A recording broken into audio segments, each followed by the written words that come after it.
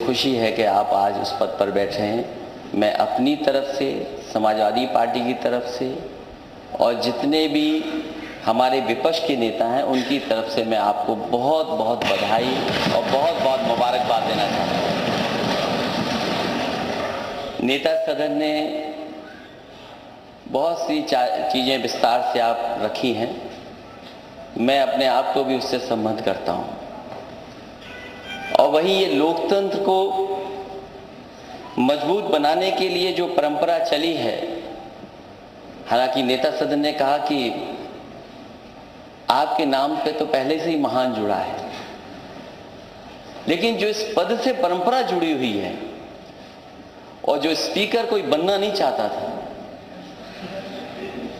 जहां से ये पार्लियामेंट्री डेमोक्रेसी का जो हम अपना रहे हैं, कई सौ वर्ष पहले जहां कभी किसी को स्पीकर बनाया जाता था वो छिप जाया करता था, वो स्पीकर नहीं बनना चाहता था। और इसी लोकतंत्र को बचाने के लिए न जाने कितने स्पीकर कुर्बान हुए होंगे। मुझे खुशी है कि आजाद देश में और आजाद भारत में आज आप स्पीकर बन रहे हैं।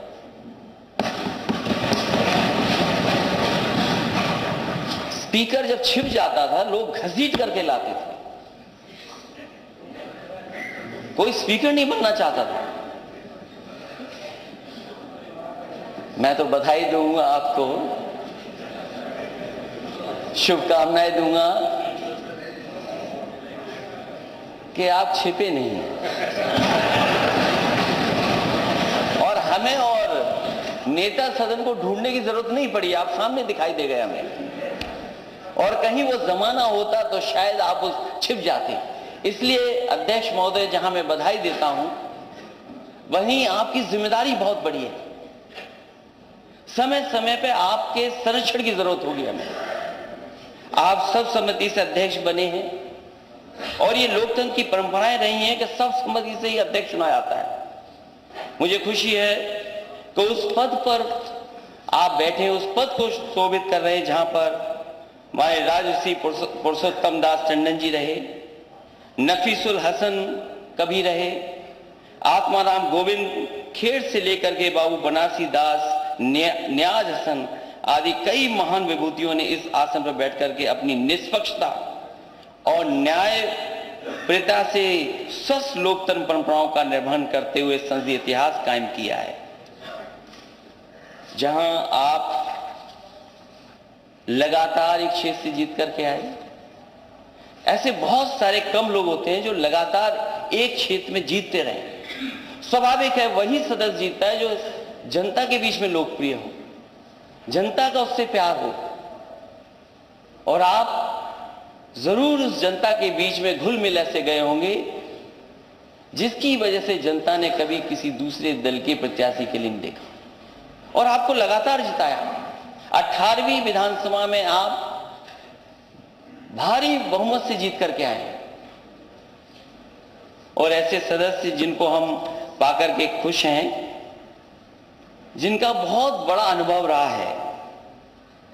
आप सदन में कई मौकों पर कई समितियों के सदस्य रहे हैं, जो मुझे बायोडाटा मिला है आपका।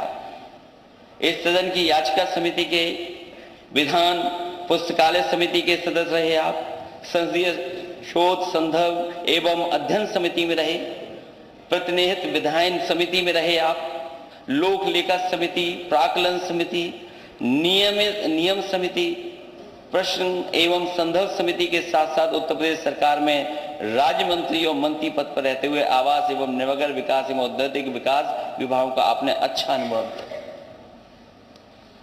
आपके पास अनुभव भी है, आप लोकप्रिय नेता भी रहे और क्योंकि उस शहर से आप आते हैं जिस शहर ने न जाने कितनी ऊंचाई तक कारोबार होते देखा है, वो ऐसा शहर एक समय पर मैनचेस्टर ऑफ इंडिया कहा जाता था, उस शहर से आप आए हैं।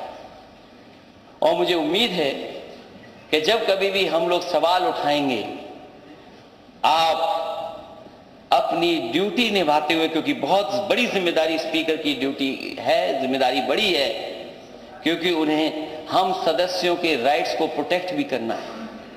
कई बार ऐसा होगा कि जहां हमें आपकी जरूरत पड़ेगी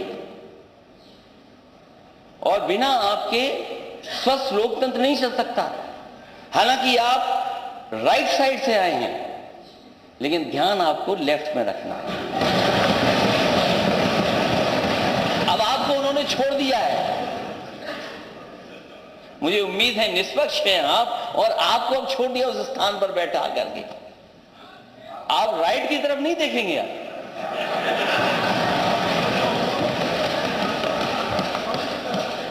आप केवल लेफ्ट की तरफ देखिए।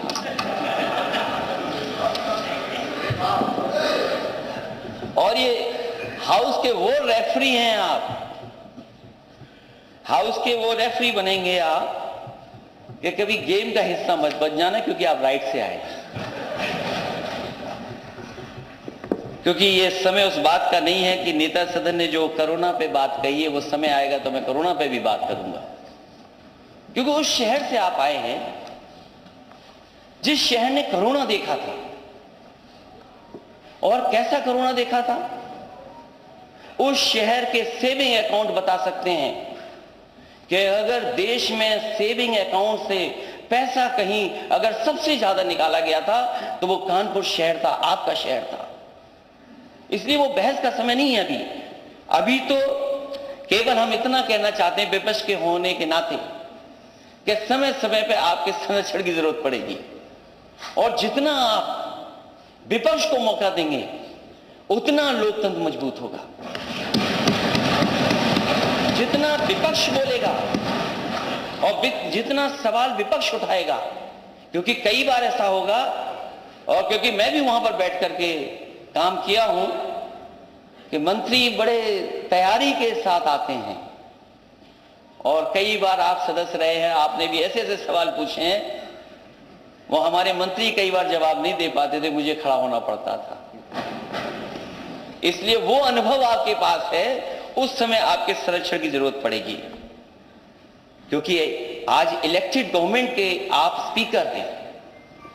हम सब जनता के बीच में गए थे, उसके बाद इलेक्ट होकर के आए, और जब हम इलेक्ट होकर के आए हैं तब हमने आपको इलेक्ट सर्वसम्मति से बैठाया है। आपको उतना ध्यान देना पड़ेगा कि जो इलेक्टेड गवर्नमेंट है वो कहीं तानाशाह गवर्नमेंट ना बन जाए।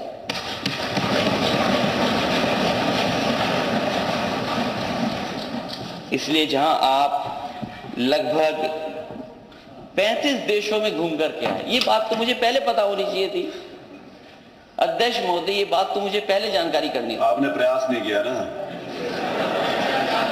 और मुझे खुशी है कि अध्यक्ष ऐसे हमारे बने हैं कि अब जब कभी विदेश यात्रा होगी तो भूलेंगे नहीं हम लोगों को। ये ना करना कि राइट वालों को बिठा करके ले जाएं आप।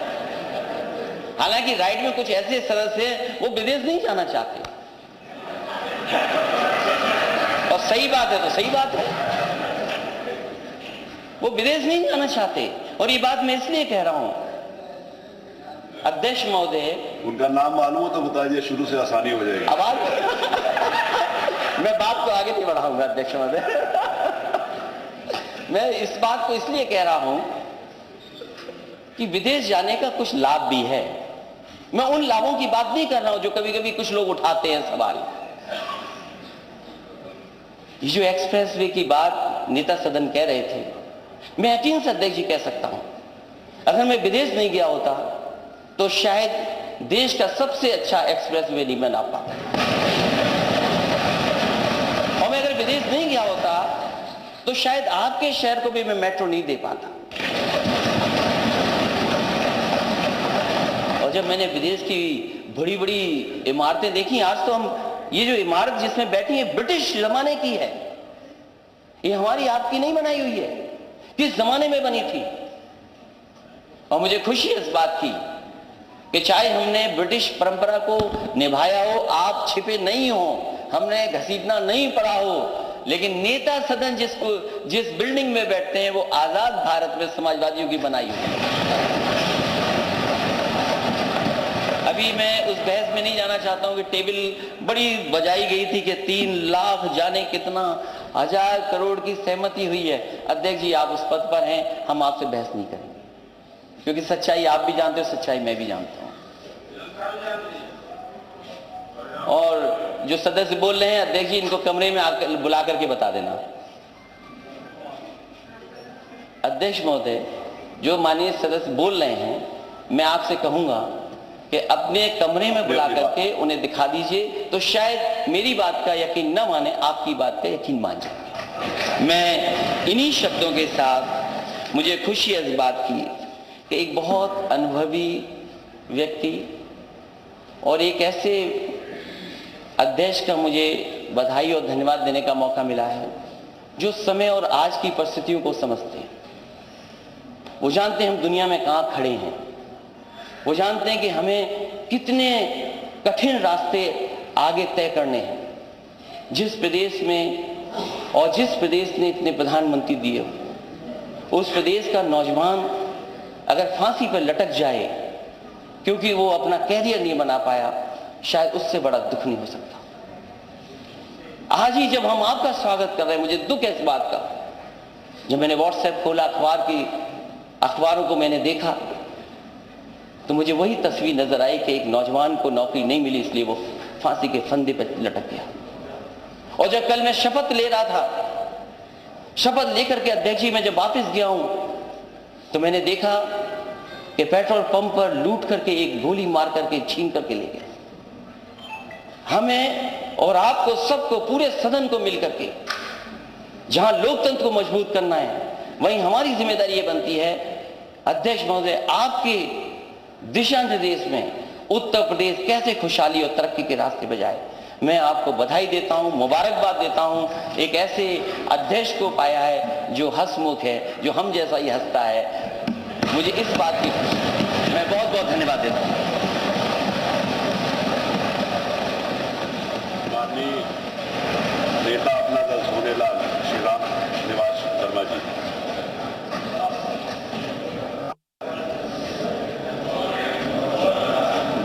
तो नेता प्रतिपक्ष अखिलेश यादव को आप सुन रहे थे। तमाम बातें उनके द्वारा रखी गई, साथ ही उन्होंने अपने कार्यकाल के दौरान किए कार्यों को भी गिनवाया है और साथ ही विधानसभा अध्यक्ष की तारीफ में कई कसीदे भी पढ़े हैं। और इससे पहले सीएम योगी आदित्यनाथ ने नेता सदन ने अपनी बात रखी और उन्होंने साफ तौर पर विजन बताया है कि अगले 5 साल का विजन, हमारा टारगेट, हमारा लक्ष्य क्या कुछ रहने वाला है जिससे उत्तर प्रदेश का विकास हो सके। अखिलेश यादव की बड़ी बात है, आपको बता रहे हैं। उन्होंने कहा कि हम यहाँ पर बहस करने नहीं आए हैं, हम खूबी गिनाने नहीं आए हैं। अखिलेश यादव ने तमाम बातें यहाँ पर रखी हैं।